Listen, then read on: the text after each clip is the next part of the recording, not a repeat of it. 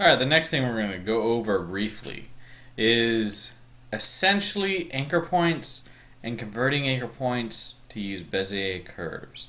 Now, it's going to involve the pen tool. So let's just grab the pen tool and we can go over that real quick. So here, the pen tool, basically, a lot of my students have the issue because they think that it kind of acts like Photoshop's paintbrush, where they can just click and drag, and then all of a sudden these handles pop up. We'll talk about those in a second.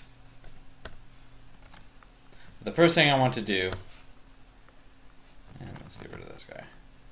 Now, just click. You actually lay down shapes and create paths with the pen tool by just clicking. And notice I'm creating anchor points, and then if I hover over the first point that I drew, next to my pen tool, this little circle appears. And that's telling me that if I click one more time, I'm going to close the path, create a solid shape that has a stroke all the way around it with a fill. Now, the whole thing about this pen tool is that we can go in and you can hit add anchor point and minus anchor point, which do pretty much the very thing that you'd expect them to do, which is minus removes anchor points, and then add anchor point puts more anchor points on the same path. Now, here's the trick. Down here you have the convert anchor point tool. And you're going to hover over any of the shapes that we've created, any of the corners. Hover over where it says anchor, click, hold, and drag. And you can see that you're actually distorting and manipulating the shape of your object and adding a curve into it. Now, we won't get into the technicalities of where the curve or the Bezier curve comes from. But essentially, it creates tension. And you see these handlebars, and those handlebars are essentially drawing out the line. So it's creating tension in this otherwise perfectly straight line. So wherever this little white handle or this handlebar is, it's pulling it towards that. So if I pull it way out here, it's going to exaggerate that curve. If I bring it in much closer to the line, notice the curve eventually disappears.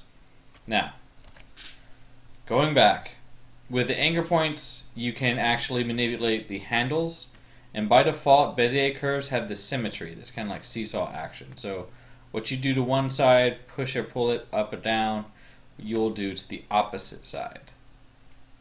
And that is with the select tool, or direct select tool.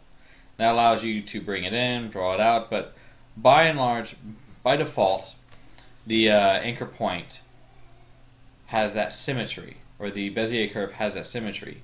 To break that symmetry, you would go to the convert anchor point tool, right here, grab one of the handlebars, and just essentially snap it.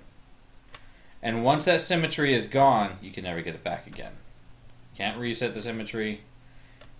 You can grab both sides independently of other and create custom shapes using Bezier curves. But if you go back by accident and click, notice that you reset your Bezier curve. And I'm just going to go over here. You can really do this to virtually any anchor point. You can add a Bezier curve and make something that once was very, very hard and stiff relatively soft.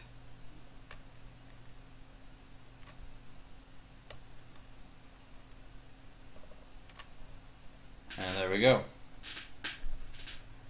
So,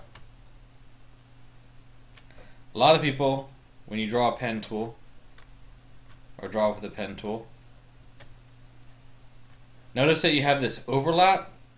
That is essentially Illustrator closing the shapes for you. It's drawing an automatic line where the fill is, going all the way back to the original. There really is no way to get around that other than simply going down here and removing your fill. And then we can do pretty much whatever we want with the stroke. And might as well give it a lighter color and then increase the stroke weight.